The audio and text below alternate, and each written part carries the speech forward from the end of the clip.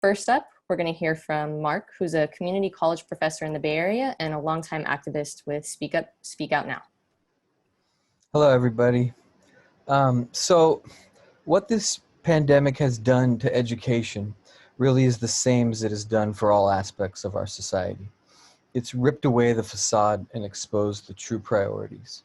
And now with over 200,000 deaths in the US, the response from politicians has showed that what's important is not human life, but of course providing corporations and banks with whatever they need to keep making money. The pandemic has hit the most vulnerable the hardest, especially those in the poorest sections of the population, and the priorities of those in power remain to get their system of profit flowing again, all with a callous disregard for human life. And we see the same twisted logic with the push to open up public schools. What's the hurry to do this? It clearly endangers everyone, from the students and staff to their families and the entire community. Is it really to provide an education? The goal of public schooling has never been to give students safe and thriving learning environments, and it is no different during this pandemic. Of course, a safe school reopening is possible. We just have to look at the children of the rich and see what their return to school has looked like. Over 40% of elite private schools that cost around $53,000 per year have fully reopened with in-person classes. The others have plans to reopen soon. These schools set up their own COVID-19 reopening task forces, staffed with some of the top medical experts in their cities and states. After all, that's where those experts likely send their kids to school anyway. This included things like 7 student classrooms, brand new buildings, brand new video equipment, and even hiring a multi-million-dollar engineering company to design new ventilation systems for their buildings to protect against airborne transmission. The elite have always had a completely different education than the working class. They're the ones being trained to be the next managers of this system, and they need an elite education. This is not new. In 1909, 4 years before being inaugurated president, Woodrow Wilson gave a talk to New York high school teachers about the purpose of modern schooling. He said, "Let us go back and distinguish between the two things that we want to do in modern society. We want one class of persons to have a liberal education, and we want a very much larger class to perform manual tasks as skillful servants of society." For Wilson, it was very clear. The elite get the elite education, and the working class get an education to become the servants of society. Today's politicians might not say it so bluntly. The well-being and even the education of the working class has never mattered in this system. And this is exactly what we see when we contrast the $1 million return to elite schools with what has been done for most working class schools. A few states have reopened all public schools: Texas, Florida, Iowa, and Arkansas. In Florida, for example, after 1 month of open schools, COVID positive cases of students has increased by 26%. With no real social distancing, no regular testing, and no state-of-the-art ventilation system, this was to be expected. The fate of any schools that open in this fashion will be the same. Elsewhere, where schools stayed closed and moved online, it has been an equal disaster. Even in normal times, parents face all sorts of challenges when they have a sick child at home and still have to get to work. But now we have an entire society where most workers, especially essential workers, are faced with the same problem. But there's nowhere to put these children if schools stay closed. And in addition, many students rely on schools for stable meals for breakfast and lunch. And the growing food insecurity in the country is now reaching crisis levels. Some studies show the number of food insecure households has doubled since the start of the pandemic. But with schools closed, where do the meals come from? Some districts have set up pickup locations, but students, of course, can be too young to travel alone, or many may not have transportation to pick things up. Bus routes have been cut, parents are working, or who knows what else. It's hardly a solution. And at the same time, for teachers, creating an engaging online instruction isn't a simple thing. Teachers have had so little time to prepare that online education is either a complete joke or they just don't sleep and stay up all night trying to make a slightly less horrible lesson plan for this kind of worst case scenario of education. And keep in mind that all of this requires technology that many students just don't have, especially in the poorest neighborhoods. Tech companies like Google have tried to flaunt their philanthropy by offering some districts cheap Chromebook laptops, but most of these computers are so crappy they can't even process at speeds fast enough to do video conferences. Students may have started school, but they're learning how to troubleshoot computers and how to navigate these online platforms more than whatever education content may exist. But students don't just need computers, they need internet and at high speeds. Many areas don't even have this, and many families can't afford this luxury, especially when they don't even have money for food. This technical problem could have easily been solved. Some of the trillions of dollars given to the banks could have funded cities to open up free wireless networks, but it was more important to protect the monopoly internet service providers. Some districts came up with the insane plan of purchasing plug-in Wi-Fi hotspots as teachers drove around the city hand delivering these to their students. But these hotspot sticks don't provide fast internet. They even put limits on the amount of data students can use. So if students use the internet like normal people, they run out of data fast and can't even get on the internet for their classes. You couldn't have even designed a better disaster. In the community colleges where I teach, it's not much better. Many students have the same sorts of problems.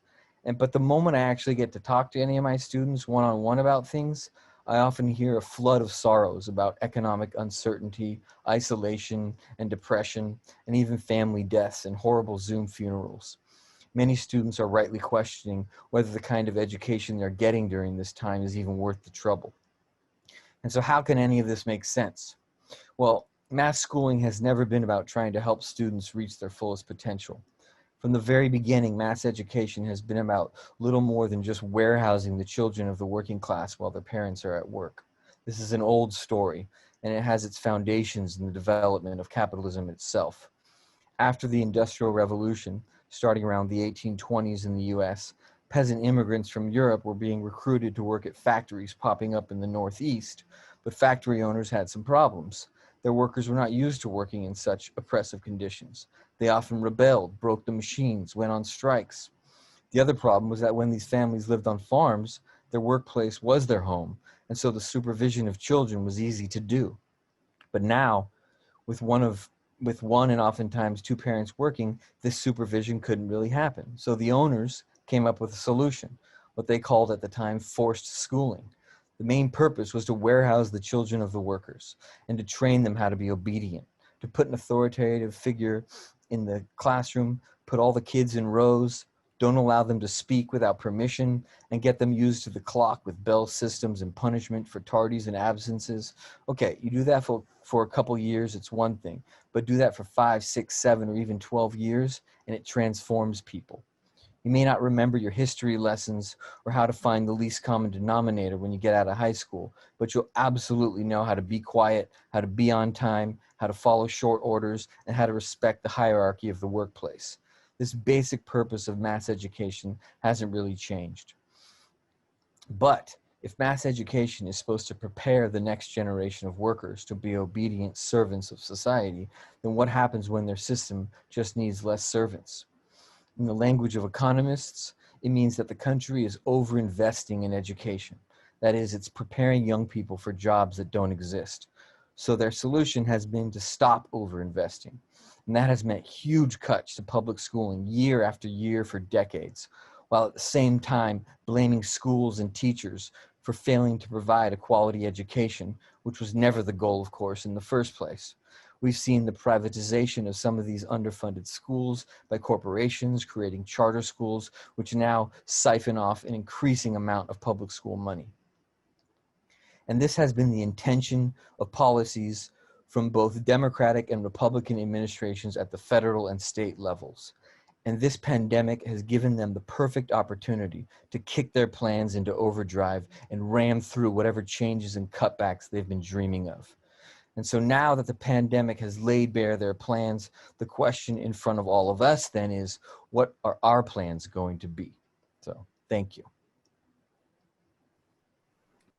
All right, thank you so much, Mark. So the goal was for Mark to kind of give us a general overview of where we're at, and then we're going to hear from some educators and students in different parts of the world, just so we can begin to make the links of what's happening all across the globe right now. So up next, we're going to hear from Nicole McCormick, a longtime music teacher and union activist in West Virginia, who played a key role in organizing the West Virginia teacher strike in 2018. So welcome, Nicole. Thanks, and thanks for having me. So yeah, I'm a music teacher in Southern West Virginia, and hopefully I'll hit all the points. I made some notes. I don't know how much you know about West Virginia, but West Virginia is predominantly old, poor, and white, and chronically ill. all the great things, right? And there's about 1.8 million of us, and typically our schools are funded relatively equitable, and teacher pay and service personnel pay is also kind of on that scale, just to kind of throw that out there. We have 55 counties and there are 55 school districts. So each school district, sometimes there'll only be 3 schools, one elementary, one middle, and one high school in an entire county, but they have their own superintendent, their own elected school board. And so through this, our governor is Jim Justice, and he is one of the only billionaires in West Virginia, if not currently the only one living there. And he apparently is big buddy with Trump. And it's important to note that he really is a murderer.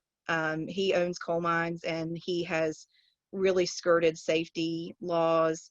Checks have bounced to minors. So, he puts on this really good kind of folksy, I'm just Uncle Jim way of talking, and it works for a lot of people, but that's not really who he is.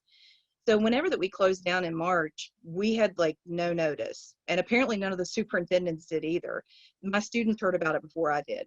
I was in the middle of ukulele class with my 7th graders, and a kid, I saw her check her smartwatch, which they're not supposed to have, and she's like, "Miss McCormick, we're not coming back," and she starts packing up her stuff, and I was like, "What? Just okay, come on, we got 20 minutes left." And then, at the end of the day, like all the kids were hugging and crying in the cafeteria, and we didn't go back. And we didn't really have any training. And, there are vast places in West Virginia that internet connectivity is just not there. People live so far back in the mountains that it just doesn't run that far. And of course, with being so poor and not getting assistance with something like that, it's not treated like a public utility. You just kind of either have it or you don't. Now, talking about food insecurity, that is a big deal, obviously, because we are so poor. But West Virginia has done, I feel like, a pretty decent job of addressing that for at least the past 11 years, if not more. Every single West Virginia child gets a free breakfast and a free lunch every day, and they can get free snacks to take home on the weekend. And this is going to be sad, but it's true.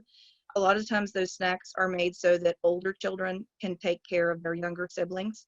They're things like microwavable mac and cheese and things like that, because parents could be working, or they could be, so out of it from our opioid addiction that they can't do what they need to do. So that was like the main focus. We fed the kids, and then education was kind of secondary. And really, it was more enrichment in the spring, because if we would have been grading, we would have been grading privilege. And so, in my humble opinion, and what I belong to a caucus called West Virginia United, and we're unique because we're statewide and we have all 3 associations. So in West Virginia, we don't have collective bargaining rights as public employees. And so you can either be part of WVEA, which is under NEA, AFTWV under AFT, and then there's one that's an autonomous one for service personnel called WVSSPA, West Virginia State Service Personnel Association. And our caucus will take anyone that is a union member in any 3 of those, and we work together to try to build unity, because typically we're just competing for members. But our caucus has been working since March to try to push for more internet access and more device access, and preparing for a remote start. And we've talked to like people that are infectious disease experts, and we've had Zoom calls with people that know how HVAC systems work. We've had Zoom calls with all kinds of different professionals that are experts in their field to try to discuss this. I mean, we had a labor lawyer come in talking about what your rights were during COVID-19. And, the reason that we feel kind of compelled to do this is because that our state union leadership doesn't do this and hasn't done this and won't do this. And to be quite frank, I feel like that they are complicit in this disaster because they have refused to come out and say anything as a state leader. None of the, if anything, the Service Personnel Association leader, he was in like these propaganda videos for the state education department talking about how great it was going to be to have all these kids on the school bus breathing each other's air. So talking about how that we've attempted to open so far. So the push, because we have 55 school districts, they can open whenever they want. They set their own calendar. There's like some parameters, but for the most part, you can start anywhere from August 1st, on. So the governor mandated that no one could open until till after Labor Day weekend, that Tuesday. I think that was the 8th of September. And, I think a lot of people had this hope that he was going to magically say, you know what, our population is too vulnerable. Too many kids are living with their grandparents. Let's just do remote learning. And of course, he didn't do that because he doesn't care, because the people that are more likely to die are the people that aren't contributing economically. So what does it matter if they die, right? We have a foster care crisis in West Virginia. My youngest child is actually a child I adopted through the foster care system. And I mean, I have seen as a teacher, great grandparents raising 5 and 6 year old children. One year, I actually had a great grandfather die in the middle of the year, and there was no other family to take the kid. And so he went to live with a church family. So I think the hope was that he would close down. But instead of using like the Harvard map that talks about like infection rates, per each county, he has basically construed this so that there is babysitting and sports. He even created a new color the other day. Like it was just green, yellow, orange, and red. And if you were orange and red, you had to do remote learning. And the other day, he just decided that we were going to have gold, and that gold was going to mean that you could play sports. And I mean, the memes were kind of great. It was like, can you paint with all the colors of the wind? And I wrote down the words to one. It was funny. It said, how high will the infection rate go, Jim? If Jim paints it gold, then we'll never know. Because you can kind of hear the Pocahontas, how high with the sycamore, whatever. So, I mean, it's so ridiculous. It's so ridiculous that it's just being manipulated. And, one of the saddest things that I have seen recently, in like the past month, is we have an online platform, which is how we organized our 2018 and our 2019 strikes. And I mean, along with being in person, of course, but it was truly a connecting that we didn't have. It took down barriers of, the bosses being in on it, even the union bosses. And on that platform, people were talking about how to get free help with wills. And I remember thinking, like in my head, which is very cynical, but I was like, I kind of just thought I'd die from a school shooting. Like I didn't think I was going to die from a pandemic in school, but oh well. And there were things like, if we're going to put up clear barriers, can they at least be bulletproof? And I just, how did we get here is I think the question that so many of us have. But talking specifically about, Mark had talked about, like working way beyond the day. I was a president in my county, and my county had a very strong association. And I just moved to a new county where the association has let principals run it. And so it's very weak.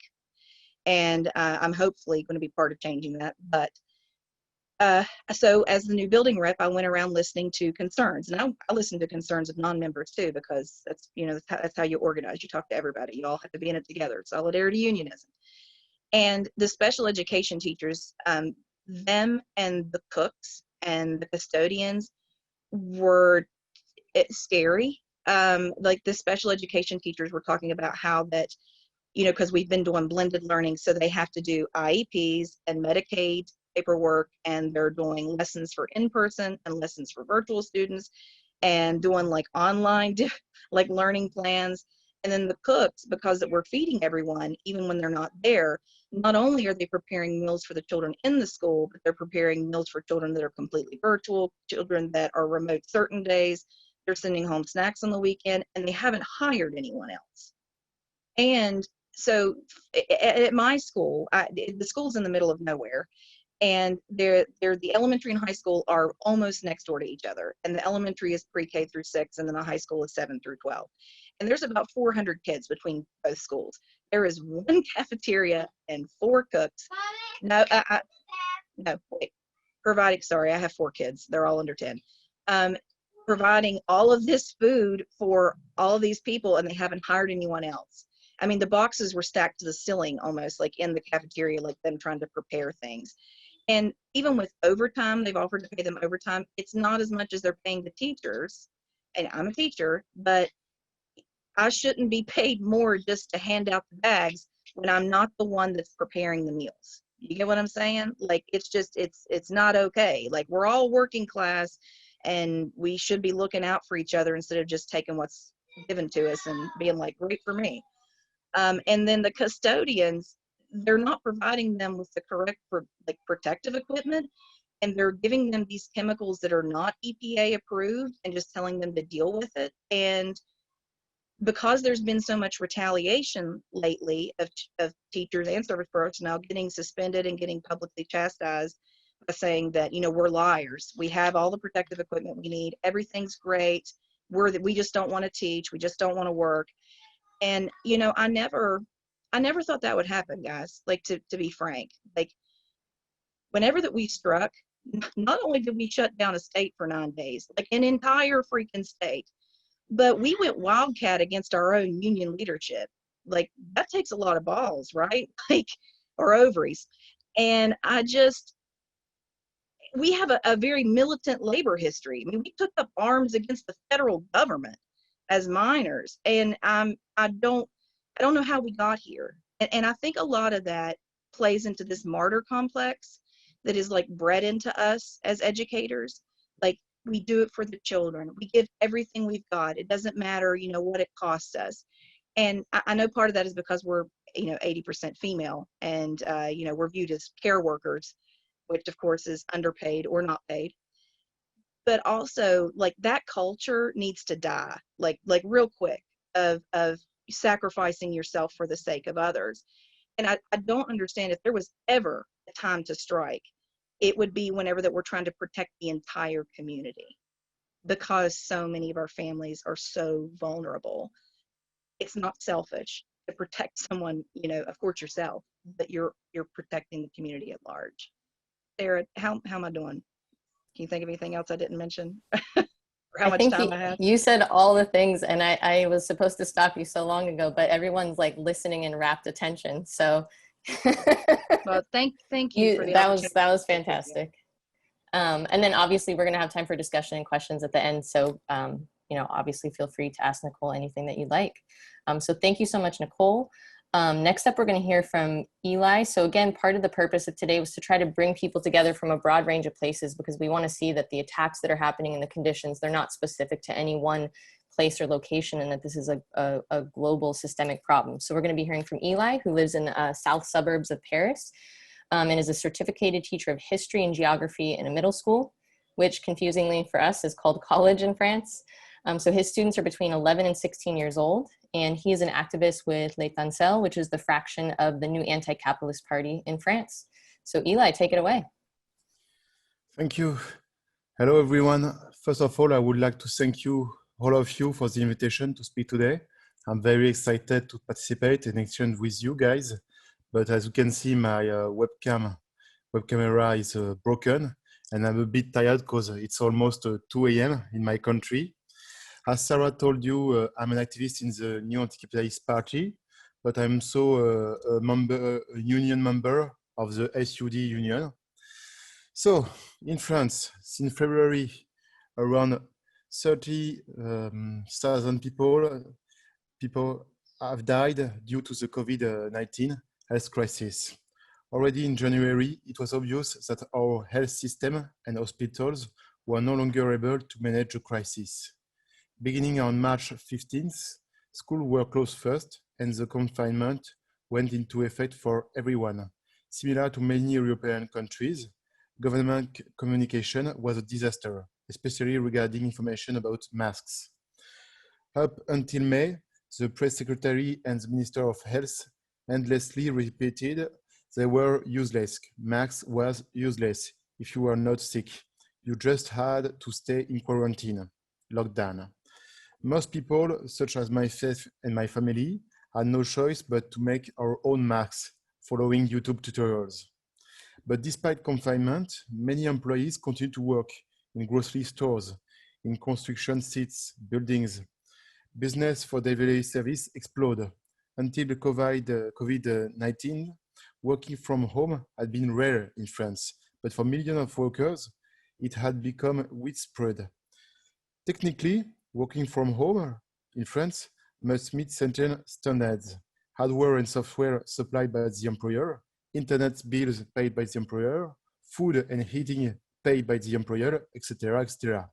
But in many cases, these rules were not respected, and in education, in schools, they were completely ignored. During confinement, the government asked teachers to have class from home and use different pedagogy. It was up to teach teacher to figure out how to post their class on poorly functioning servers, organize live streams, and all with their own material, without standard rules or specific hours set in place. All students had it hardest, however, especially for those in an unstable situation. Differences in social standing played a major role. It was much easier for a middle-class child that has their own bedroom and computer than for a child from a low-income background who only had a cell phone and sometimes no internet access, no internet connection. As Max said, it's pretty similar in France. Many students could not keep up with the pace and gave up. Students and teachers finally returned to school just 2 weeks before summer vacation. Our Minister of Education was proud to announce that the pandemic was over. He said it was over. The number of contamination had indeed stayed low during July and August, but early September, the number was again increasing, despite the number of deaths remaining stable. The government didn't take advantage of the summer break to stock up on masks or medicine, or to extend intensive care service. And it's shitty, but nurses and other hospital workers only receive a small raise of around 100 euro per month. It's almost 100 bucks. It's nothing. Back to school in September was to be maintained. And to quote the Minister of Labor, what matters, that's not my word, that's the Minister of Labor words. What matters is not just access to education, but also parents' abilities to freely return to work without having to stay home and watch their children. We are not a teacher anymore, we are just keeper. For us as teachers, our schedules have not been reduced. Classrooms are still full beyond capacity, and the only difference today is the mask. The mask, remember, deemed useless by the Minister of Health just 4 months ago, which is now mandatory for students and teachers all day long. I'm not an anti-mask guy. I think they are necessary and useful, but wearing them while the weather is still very hot makes our job even more difficult. Each student and each teacher received 5 washable masks provided by a brand named Dim. It's an underwear brand, which explains why wearing them feels like wearing a pair of briefs on your face. It's useless. In order to talk and teach in front of students, we need a surgical mask in paper, more lightweight, but it's up to us to buy them. To avoid contacts, pupils stay in the same classroom all day long, and teachers have to go from room to another room, which is demanding for older and overweight colleagues. Students have been instructed to keep in small numbers and maintain distances in the cafeteria and in the playground, which is naturally impossible for young students. They need to play, they need to see each other, and of course, when they are on the playground, they touch each other. Despite these exacting measures, right now, when I'm speaking, 89 schools and several grades have been closed due to the suspect COVID outbreaks. In the northern suburbs of Paris, the large high school Lycée d'Austin, it's a kind of high school, you know, even had contaminating among the staff. Contaminating among the staff because the principal don't want to wear the mask. While more and more cases were discovered, the principal continued to downplay the situation, even pressing certain sick teachers to come to work anyway. At case increase, so does the wait for the test, reaching up to the 2 weeks to know if you are positive or not. 2 weeks, that's a lot. Most of the time, when a kid is sick, he's good, he's okay, he's go back to good health when his test is still not arrived. I hope I'm clear. This Thursday, September 17th, there was a call for a strike demanding better wage and better working conditions. Overall, it had a very little impact, unfortunately. Only 3 out of 36 teachers in my school participated. Our colleagues are unhappy. They're unhappy and they're upset. They complain without wanting to engage in collective action because they would rather avoid another nationwide confinement. The lockdown was very hard for all of us. Not all is lost, however. Last year, teachers massively went on strike against pension reform, and before confinement, we had planned on creating a new union chapter in my school. Last year, during the strike against pension reform, leftist activists like myself were able to organize several strike committees with colleagues representing their own school. Some of them were not a union member, and that was their first strike. We were able to organize our own march during the demonstration with our own banner and flags, with no union sigle. No union signs. Insignia? No union signs, yeah. We work with other militant groups and we managed to get our colleagues. We had not previously participated in solving collective action. So if I have to say something as a conclusion, I would say I'm still confident that one day my co-workers will commit to join our struggle. Right now, they are afraid to go back in the lockdown, but we learned something last year, and I think we could use it again in few months.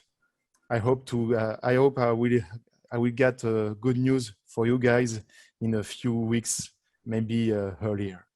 Thanks for the invitation, guys.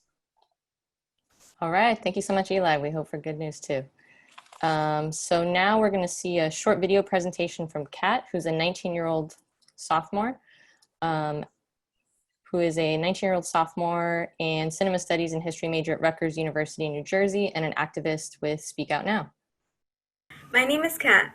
I am 19 years old and a sophomore at Rutgers University in New Brunswick, New Jersey. I am a cinema studies and history major. We have just returned to our university, rather Zoom University.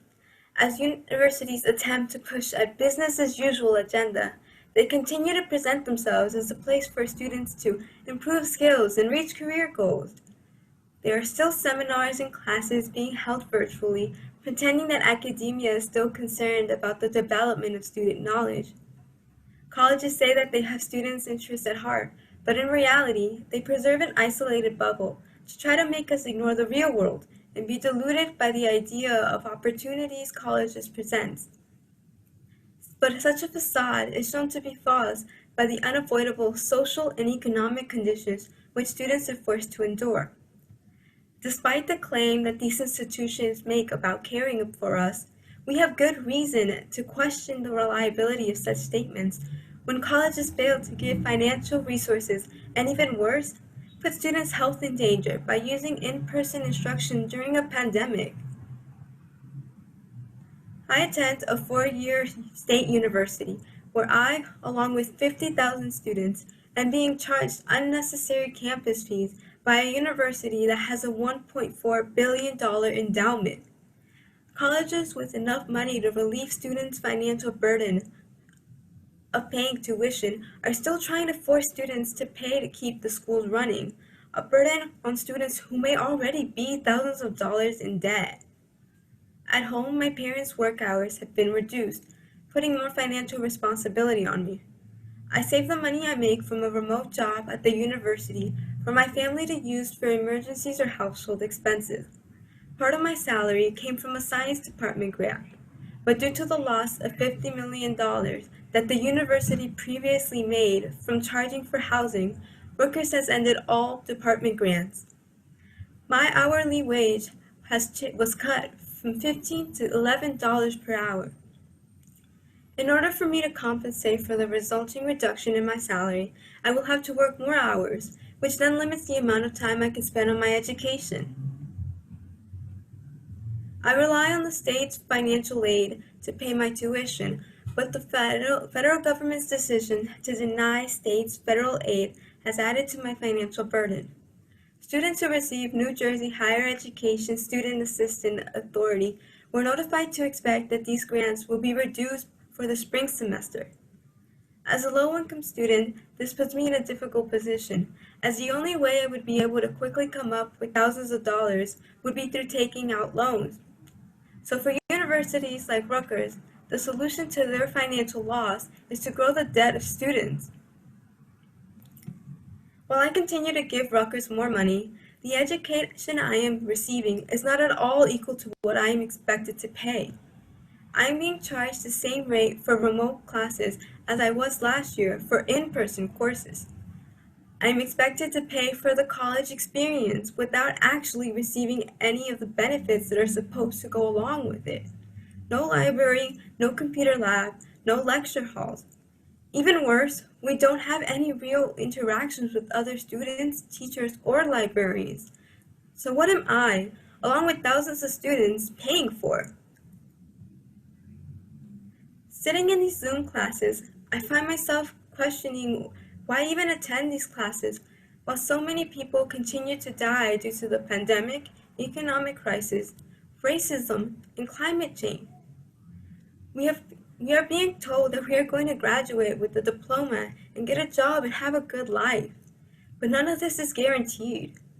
How could being in college today offer solutions to the very real problems we face?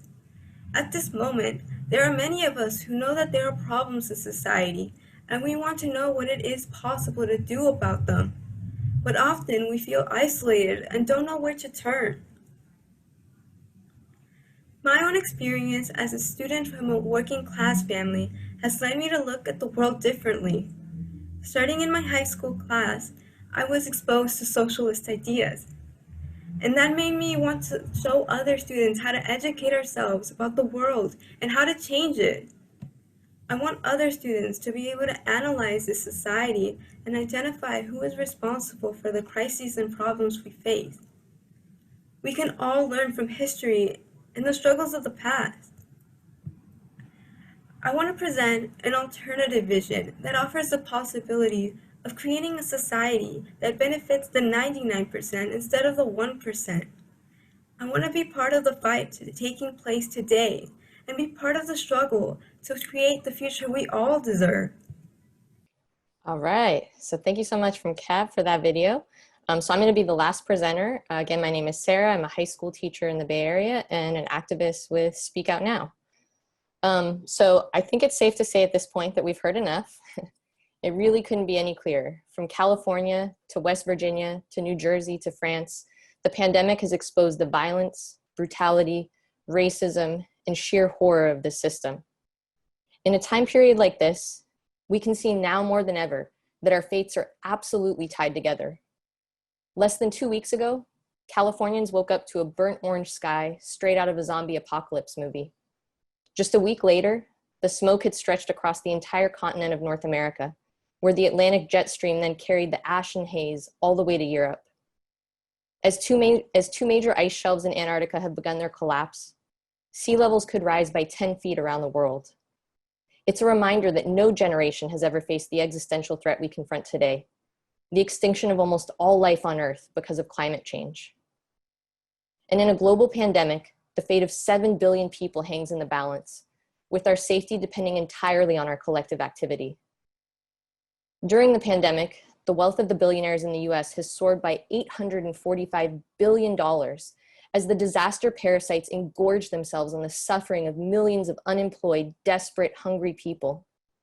Meanwhile, the pandemic has been catastrophic for healthcare workers, transit workers, delivery workers, and other workers on the front lines who have had to work without adequate testing or PPE. In the US, police knelt on the neck of George Floyd for nearly 9 minutes until he suffocated to death.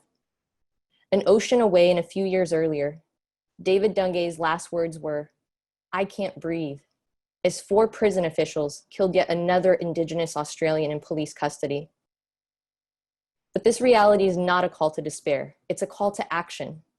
As the global protests following the murders of George Floyd and Breonna Taylor showed us, if the horrors of this system know no borders, our response can and must extend far beyond the artificial boundaries that have been imposed on us. That's one of the reasons we wanted to hold the town hall focused on education, because education connects everyone in the community, which means the fight for education is a chance to wage a much broader struggle. Schools bring everybody together: parents, grandparents, students, bus drivers, cafeteria workers, social workers, nurses, counselors, aunts, uncles, cousins, attendance clerks, and teachers. Education is also the intersection of many of the problems we face: budget cuts, unemployment, systemic racism, privatization, housing, hunger, and transportation. A real fight for education means fighting about all of these things, not just some of them. Just consider the daily life of a student. In West Virginia, the alarm blares and the student rolls out of bed and wakes up to an empty cupboard. Her stomach growls, but she'll be hungry the rest of the day. In Houston, the student wakes up to the sheriff knocking down the door and throwing all the family's possessions into the street on a hot and humid morning. Both his parents have lost their jobs, and his family will have to live in their car because they can't pay rent. In Oakland, the student is supposedly engaged in distance learning, but she has a flimsy laptop and a cheap Wi-Fi router provided by the district, so she misses at least half of every class and can never participate in the discussions. In New York, the police stop, frisk, and brutalize him when he takes a walk around the neighborhood. In New Orleans, a 6-mile trip to the grocery store by bus now takes her family 3 hours instead of 1. And in France, his teachers have been pressured by the principal to come to school sick, where they could spread the virus to the entire community. What could it possibly mean to offer a good education to a student under these circumstances? Does learning fractions help you to understand the robbery and violence being committed against you? Does writing a 5-paragraph essay help you to find food and shelter? The desperation of these conditions reminds us that the fight for education isn't just a fight for slightly smaller class sizes or a pay raise for teachers. It means that a real fight for education would be a social fight, a social struggle that connects students, staff, teachers, families, and the broader community. It's not a fight that can be made in one job classification, in one single district, by one union, or by winning what could be called a good contract. Instead, it's a fight that must spill beyond every single one of those boundaries. And we have to understand the nature of this struggle. The billionaires have used the pandemic to declare an all-out war on poor and working people. It's not just that they've increased their profits, it's that they've eagerly condemned the poorest sections of the population to their deaths. That includes prisoners, the homeless, Native Americans living on reservations, and immigrants locked up in ICE detention centers. And in the midst of the movement for Black lives, the inaction of the politicians has meant that the virus has had a staggeringly disproportionate impact on Black, Latino, and Native American communities. While the billionaires have fattened their pockets, the working class has faced massive unemployment, steep cuts to public transit and social services, and hunger and deprivation. The desperation and despair have led to more racist police brutality, not less. But again, we can imagine that public education could be the organizing center in a fight back against these conditions. In the last couple years, We've seen a small taste of what it might look like for educators to go beyond a simple contract fight for better wages. We saw it in West Virginia, LA, and Oakland. But it's also true that these fights have been isolated, small, and insufficient. We're nowhere even close to mobilizing the forces of the entire working class, ready to act in its own name. And we no longer have much of a choice about the kind of fight we have to make. When we think about our students and our children and the future that this system promises them, we can see that we're running out of time. Because of climate change, we have less than a decade to act. But we also have reasons to be hopeful. The protest movement after the racist police murder of George Floyd showed a different possibility, one in which millions of people all over the world were connected by a common cause. It reminded us that we have the real forces on our side. It's the 99% who do all the work to make this entire system run. And just imagine what it would look like if we use that power to make the entire system stop. In fact, during this whole pandemic, the only honesty we've really seen from the politicians was the sudden popularity of the term essential worker and the recognition of who's really essential and who isn't. What couldn't be more obvious is that not only are the politicians and the bosses not essential, they're an obstacle to dealing with the problems we confront. So I'd like to close out by also saying something about why we hold events like this. Like I said earlier, the purpose of the town hall is to bring people together, to build a collective understanding of the situation we face, to share our experiences and learn from others, and to remind ourselves that we're not alone. But the point isn't just to talk. We want to connect with people who refuse to accept the world as it is and who want to fight to change it. The only way everyone will have access to a real education, healthcare, housing, and transportation, and begin to live like full human beings is when we have a system run by everyday working people in our own interest and in the interest of a living planet. So the real question I want to pose to you today is, are you ready to make that fight to bring this new world into being? The future of humanity and our planet depends on it. So if you're a teacher, a parent, someone connected to the schools, and you'd like to connect with other activist teachers, you can put your name in the chat, you could send me a message, name and email, I should say, name and email in the chat, or send me a direct message. We'd love to hear from you. If you're looking for ways to be active right now and haven't attended one of these in the past, we'd love to see you at our upcoming Socialism 101 series, and it's for anyone who might want to get an introduction to a revolutionary socialist perspective. The next one is going to be on Sunday, September 27th at 1 p.m. called The Capitalist System, How It Works and Why It Needs to Go. And the event link is going to be posted in the chat now and also available on the website. And then a month from now, we've invited Roberto Lovato to talk about the experiences of people resisting the terror of US imperialism in Central America. And he'll be speaking on Saturday, October 17th at 4 p.m. And again, I think somebody is going to post both of those things in the chat right now. So I just wanted to close before we're going to go to discussion shortly, but I wanted to finish with a quote from James Baldwin, who once said, "The obligation of anyone who thinks of himself as responsible is to examine society and try to change it and fight it, at no matter what risk. This is the only hope society has. This is the only way societies change."